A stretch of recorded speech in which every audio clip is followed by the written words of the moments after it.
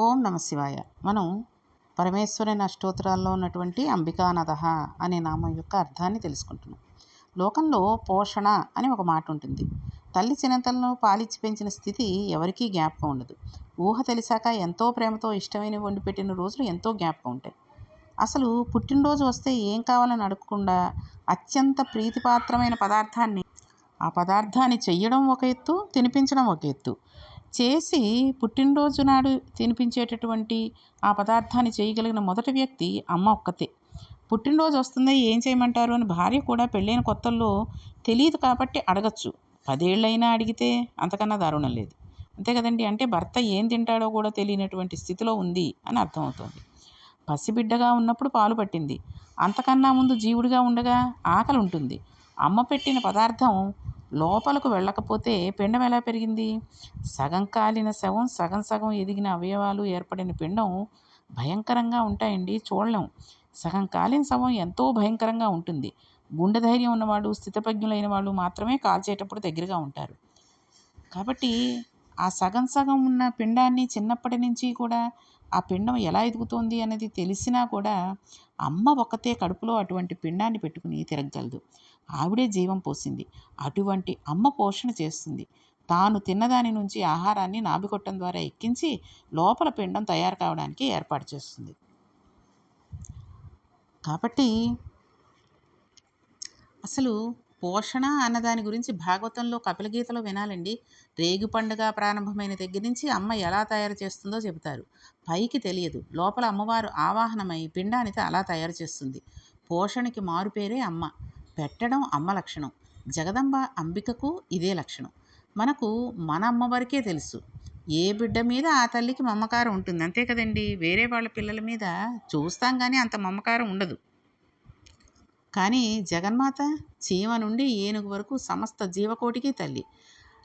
అది అంబికా సృష్టి అన్న మాటకు అర్థం ఎక్కడ ఏర్పడింది అంటే, తల్లిదండ్రుల కలయికలో పిండం ఏర్పడి దానికి పోషణ ఏర్పడటం. జగత్తు ఏర్పడాలి అంటే మొదట తల్లి తండ్రి ఉండాలి. ఆద్య కుటుంబిని వారు మొదటివారు ఎవరు? పార్వతీ పరమేశ్వరులు. అయితే శివునికి ఇచ్చ ఉంటేనే కదండి పార్వతీదేవికి లోకాలు సృజించాలన్నది వస్తుంది. ఆయన కామేచ్ఛ లేనివాడు, కాముడిని కాల్చేశాడు. శివాష్టోత్తరంలో ఆమె స్తుతి చేయవలసిన అవసరం అందుకు వచ్చింది. లేకపోతే జీవులుగా ఉండిపోతారు కదండి. వాళ్ళు ఎదుగుదల ఉండదు. దేవతలకు ఏ రకమైన శాపం ఇచ్చిందో అలాగే 3,30 కోట్ల దేవతలు అలా ఉన్నట్టుగానే వాళ్ళు జీవులు కూడా అలాగే ఉండిపోతూ ఉంటారు. ఈశ్వరుణ్ణి చేరడానికి శరీరం అనే తెప్పలు లేకపోతే ఇటు నుంచి అటు ఎలా దాటుతారు? శరీరంతో పుణ్య సాధన, ధర్మాచరణ చెయ్యాలి. అది కావాలంటే జీవకోటి అంతా శరీరాలు పొంది పాపపుణ్యాలు క్షయమైపోతూ ఉండాలి. ఉపాధులు రావాలంటే సృష్టి చేద్దామని, పరమేశ్వరునికి సృష్టి చేద్దామని ఇచ్చ కలగాలి. లోకాన్ని సృజిస్తే బాగుండునన్న కోరికతో ఆయన కోరిక కలిగించడానికి మన్మథుడు వెడితే కాల్చేశాడు పరమేశ్వరుడు. ఆడపిల్లకు పెళ్ళయి భర్త వచ్చి భార్య యందు అనురాగ దృష్టితో చూస్తే కదండి సంతానం కలిగేది. ఆయనకు ఆ అనురాగమే లేదు. ఆయన పరమజ్ఞాని. తనలో తాను రమించిపోతూ ఉంటాడు. కదలికలు ఉండవు. తరంగాలు లేని నీరు ఎలా ఉంటుందో శివుడు అలాగే ఉంటాడు. అటువంటి ఆయన లోకాలను ఎలా సృష్టిస్తాడు? కదలిక లేని శివునికి కదలిక కల్పించాలి. పరమేశ్వరుడైనా లోకాలను సృజించాలంటే కాముని బాణాన్ని అంగీకరించాలి. కాముడిని కాల్చేశాడు. అప్పుడు లోకము ఉండదు, ఎవరు ఉండరు. ఆయన ఆవిడ మాత్రమే ఉంటారు. పిల్లలు లేరని సంతోషించే దంపతులు లోకంలో ఎవ్వరూ ఉండరు కదండి. కష్టమో నష్టమో పిల్లలు ఉండాలి అనుకుంటారు. మాతృత్వం లేకపోతే స్త్రీకి పరిపూర్ణత ఉండదండి. అమ్మవారు మాత్రం పరిపూర్ణత లేకుండా ఎలా ఉంటుంది? మనందరం ఉంటేనే ఆవిడకి సంతోషం. ఆవిడ మన్మథునితో, నీవా ఆయన సృష్టికి సుముఖుణ్ణి చేయగలిగిన వాడివి? ఆయన నా యందు అనురక్తుడై బిడ్డలను పొంది తండ్రిగా నా పక్కన కూర్చునేట్లు చేయడం నీ వల్ల కాదు. ఏకకాలంలో 2 ప్రయోజనాలను సాధించుకుంది ఆవిడ. మన్మథుడి చెరుకు విల్లు, పుష్పబాణాలు పట్టుకుంటాడు. వాటిని పరమశివుని మీద ప్రయోగించి కాలిపోయాడు. అమ్మవారు మన్మథుడి చెరుకు విల్లు, పుష్పబాణాలు తాను పుచ్చుకుందప్పుడు. మన్మథుడు అవి పట్టుకుంటే లొంగని శివుడు అమ్మవారు పట్టుకుంటే వచ్చి ఆమె పక్కన కూర్చుని తాడికట్టాడు. అప్పుడు సృష్టి మొదలైంది. సృష్టి కొనసాగాలంటే, సృష్టికి ప్రతి సృష్టి రావాలంటే మన్మథుడు ఉండాలని శివుడికి నచ్చచెప్పి శాంతపరిచి మన్మథుడిని బ్రతికించింది. శంకరుని అందించగలిగింది, నచ్చ చెప్పగలిగింది, అనుగ్రహం ప్రసరింపజేయగలిగింది, ఇప్పించగలిగింది తాను అని నిరూపించి సృష్టి కొనసాగడానికి వీలుగా మన్మథుడు ఉండేటట్లుగా చేసింది. శరీరం కూడా ఇస్తే భర్త మళ్ళీ ఖేదపడకూడదు. అది ఆవిడ పాతివ్రత్యం. ఆవిడ సృష్టి ఎంతో జాగ్రత్తగా తీసుకుని వస్తోంది. అందుకొరకు మన్మధునికి శరీరం ఇవ్వలేదు. అతను కనబడితే సంతోషపడేది ఎవరండి? ఆయన భార్య. అందుచేత రతీదేవికి కనబడతాడు. సృష్టి జరగడానికి ఆయన కనబడనవసరం లేదు. బాణాలు పడితే చాలు. రతీదేవి సంతోషించింది. నేను కాల్చినా ఆవిడ శరీరం ఇవ్వలేదు కదా! సృష్టి కొనసాగాలి కనుక మన్మధుడు ఉన్నాడని ఆవిడ దూరదృష్టికి పరమశివుడు సంతోషించాడు. భర్త అనురాగం పొందింది. కాముడిని బ్రతికించి సృష్టి కొనసాగేటట్లుగా చేసి అంబిక అయ్యి లోకాలు, పరంపర అన్నీ కొనసాగేటట్లు చేస్తున్నది మాతృత్వంతోటి మాత్రమే. ఆవిడ మాతృత్వం ఆ రకంగా ఉంది. అందుకే ఆవిడ అంబిక. ఆయన నాథః, లోకానికి తల్లి, తండ్రి అయ్యారు. అందుకే అసలు కార్తీక పౌర్ణమి అసుర సంధ్య వేళలో పార్వతీ పరమేశ్వరుల కళ్యాణం చెయ్యాలండి.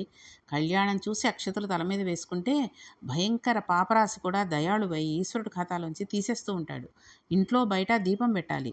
తప్పకుండా జ్వాలాతోరణం కింద నుంచి వెళ్ళాలి. పార్వతీ పరమేశ్వరుల కళ్యాణం చూడాలి. కార్తీక మాస సిద్ధి అంతా కార్తీక పౌర్ణమే. అమ్మవారంతటి అనుగ్రహ స్వరూపిణి. అమ్మ ఈ లోకంలో ఉన్న అమ్మ దయతో వృద్ధిలోకి రావాలని అన్నం పెట్టి ఆశీర్వదిస్తే ఆ అమ్మ పాపాలను కాల్చి శివుడిలో కలిపే ప్రయత్నం చేస్తుంది. పుడుతున్న వాళ్ళందరినీ పుట్టిస్తుంది. ఆర్తి తీర్చి భయాన్ని పోగొడుతుంది. కాబట్టి ఆ తల్లి జగజ్జనిని. ఆ అమ్మ వలన మనకి అయ్య దొరుకుతాడు. అటువంటి తల్లివమ్మ అని స్తోత్రం చేయడానికి పేరు పెట్టి అమ్మని పిలిస్తే అంతకన్నా దోషం లేదు కదండి. ఆవిడని ఈ అమ్మవారినే కాదు మన తల్లిదండ్రులను కన్న తల్లిదండ్రులను కూడా పేరు పెట్టి పిలిచేటట్టు వాళ్ళు ఉన్నారు. అది చాలా తప్పు పని. కాబట్టి ఈ సినిమాల్లో అవి చూసి ఏదో ఫ్రెండ్లీగా ఉంటామండి అని పేర్లు పెట్టి పిలిచేస్తూ ఉంటారు. తల్లిని మనకి జన్మ ఇచ్చింది అంటే ఆవిడ ఎంత కష్టపడి ఇచ్చింది, ఎన్ని రకాలుగా శరీరంలో మార్పులు చెందుతూ ఉంటాయండి ఆ బిడ్డను కనేటప్పుడు. అవన్నీ కూడా సహిస్తూ ఏదో రకంగా తల్లిని అవ్వాలి అనే ఉద్దేశంతోటి ఎంతో కష్టానికి ఓర్చి తల్లి అవుతుంది. కాబట్టి ఆ తల్లిని పేరు పెట్టి పిలిస్తే అంతకన్నా దోషం లేదు.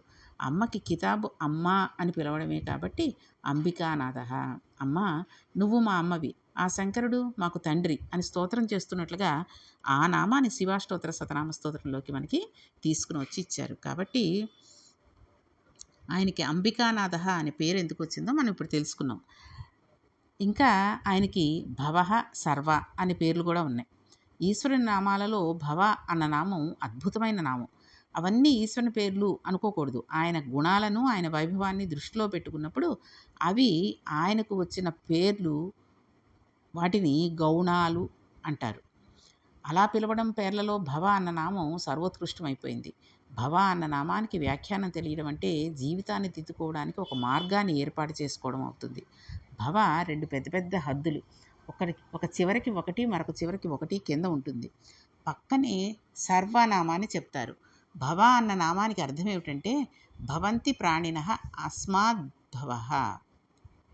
సమస్త ప్రాణులు కదలలేనివి. పిపీలకాది పర్యంతరం ప్రాణం ఉన్నవన్నీ ఎవరిలో నుండి పుడుతున్నాయో ఆయన భవ.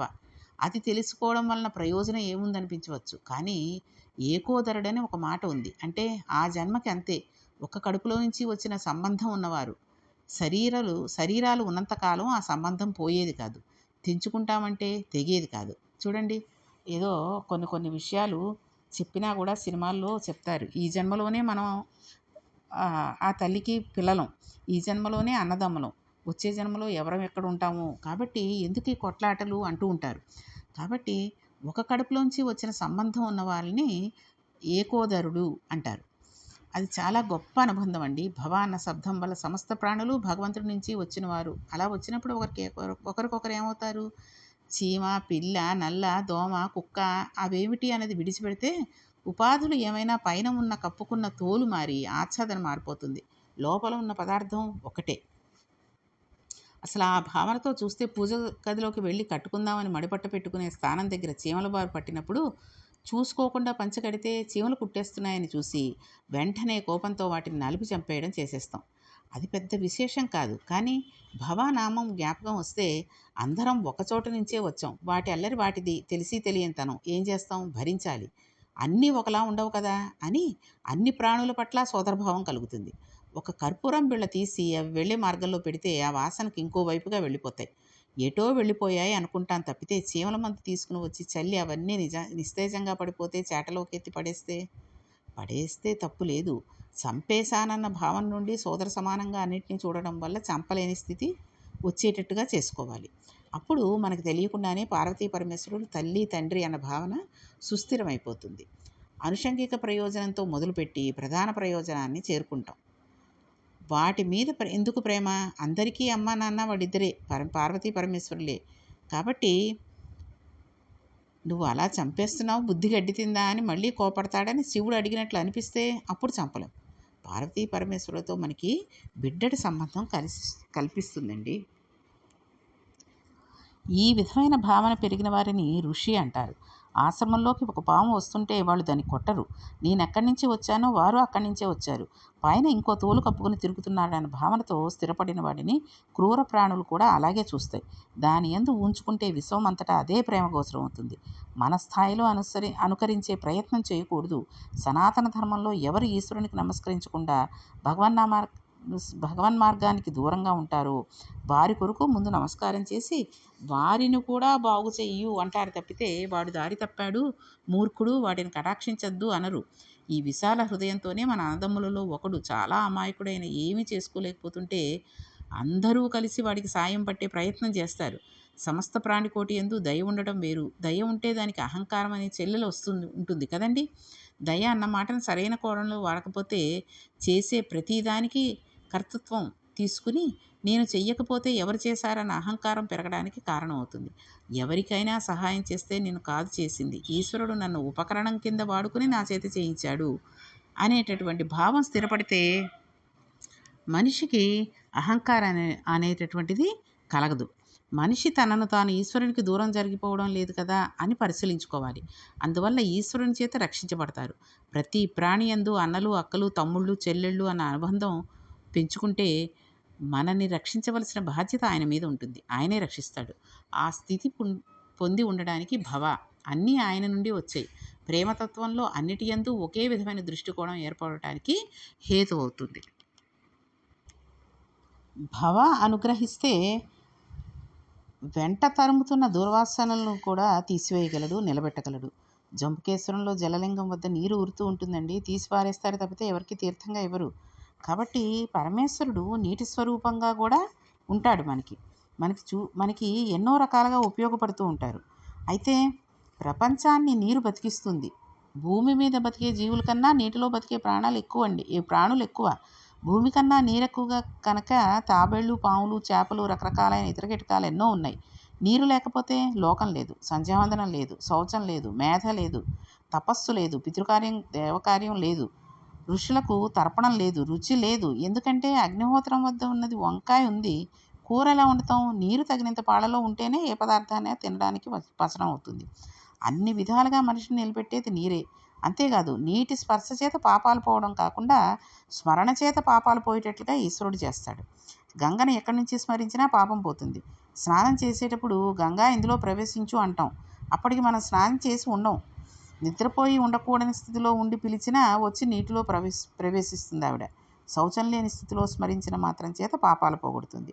అందుకే చూడండి, పూజలు మొదలు పెట్టాలంటే ముందుగా గంగే చ యమునే చైవ గోదావరి సరస్వతి నర్మదే సింధు కావేరి జలేస్మిన్ సన్నిధం కురు ఆయాంతు ఉమామహేశ్వర పూజార్థం దురితక్షాయకారక కలశోదకేన దేవం ఆత్మానం పూజా ద్రవ్యాణి చ సంప్రోక్ష అంటూ ఏ దురితం ఉందో ఆఖరికి మన ఎదురుగుండా పెట్టుకున్న మూర్తిలో కూడా దోషం ఉండొచ్చండి. ఎందుకంటే ఆ మూర్తి వెనక పురుగులు చేరుండొచ్చు. అంతే కదండి. పువ్వులు అవి పెట్టేస్తూ ఉంటాం, చిన్న చిన్న చీమలు లోపలికి వెళ్ళిపోయి ఉండొచ్చు, మనకి తెలీదు. అలా ఉండగా పూజ చేయకూడదు కదా. దానికి శుద్ధి కావాలి ముందు. మూర్తికి శుద్ధి ఏర్పడాలంటే దేని పెట్టి చేయాలి? అంతా పరమేశ్వరుడైన శుద్ధి గంగతోటే. గంగని కలశంలోకి మంత్రంతో పిలిస్తే వచ్చేస్తుంది. గంగను కలశంలోకి ఆవాహన చేసి భగవంతుడి మీద తర్వాత మన మీద, ఆ తర్వాత పూజా ద్రవ్యాల మీద సంప్రోక్షిస్తాం. ఆ శక్తి ఎలా వస్తుంది? కలశంలోకి ఆవాహనం చేశాం కదా, అప్పుడు వచ్చింది. పదార్థం చాలా శౌచంతో చేసినా పూజ అయ్యాక నైవేద్యం పెట్టడానికి ద్రవ్యానికి ఉన్న పాపాన్ని ఎక్కడితో తీసేయాలి? ఎలాగండి? నైవేద్యం పెట్టే పదార్థానికి ఎందుకు అశౌచం వస్తుంది? మనం చూస్తూ ఉంటాం. కాస్త నెయ్యి వేసి ఏ సేమియాయో వేయిస్తున్నాం అనుకోండి, ఆ వాసన మనం పీల్చేస్తాం. అంటే పరమేశ్వరుడికి పెట్టే కంటే ముందు మనం ఆయనకి పెట్టేటటువంటి పదార్థాన్ని వాసన చూస్తాం. కాబట్టి ఆ దోషం లేకుండా ఉండాలి అంటే ఏం చేస్తామండి? న నీళ్లు తీసుకుని ఆ నైవేద్యం పెట్టే పదార్థానికి చుట్టూరా తిప్పుతూ సత్యం త్వరితేన పరిశించామి అమృతమస్తు అని నీరు తిప్పి చల్లితే దోషం పోతుంది. ద్రవ్యదోషం పోయి అది అమృతం అవుతుంది. పాపాన్ని పోగొట్టి అమృతం చేయగలదు. పాపాలను స్మరిస్తే పోగొట్టగలదు. స్నానం రూపంలో పాపాలను తీయగలడు. ఎవరు? పరమేశ్వరుడు. ఎందుకని? గంగ ఆయన నుంచి ఆయన శరీరాన్ని తాకి వచ్చింది కాబట్టి. మనుష్యులను సమస్త ప్రాణులను నిలబెట్టగలడు. అంతటా తానే ఉన్నాడు. అంతటే ఉన్న తాను మాయ తీసి దర్శనమిచ్చి తానే ఉపకరణం అవగలడు అని చెప్పడమే భవ. దానికి అనుగ్రహించడం సర్వ. కాబట్టి భవ, సర్వ అనే ఈ 2 నామాల యొక్క అర్థాలు కూడా మనకి ఈ రకంగా భగవంతుడికి ఆ పేర్లు వచ్చినందుకు మనకి వాటి యొక్క అర్థాలని ఈ రకంగా చెప్పడం జరిగింది. కాబట్టి పరమేశ్వరుని ఎంత భక్తిగా కొలిస్తే అంత అంత అనురక్తితో భగవంతుడు మనల్ని చేరదీసుకుంటాడు. కాబట్టి మనం నిత్యం చేసే పూజలోను, తర్వాత ఎప్పుడైనా భక్తితో కొలిచేటప్పుడు, గుళ్ళకెళ్ళినప్పుడు నమ్మకంగా, విశ్వాసంగా భగవంతుడిని మనం స్మరిస్తే ఆయన మనల్ని ఎటువంటి కష్టము కలగకుండా పైకి లాగేస్తాడు. కాబట్టి ఈ నామాల యొక్క విశిష్టతని ఇంకొన్ని రేపు తెలుసుకుంటూ రేపటి పారాయణాన్ని మొదలుపెడదాం. ఓం నమః పార్వతీపతియే హర హర మహాదేవ శంభో శంకర.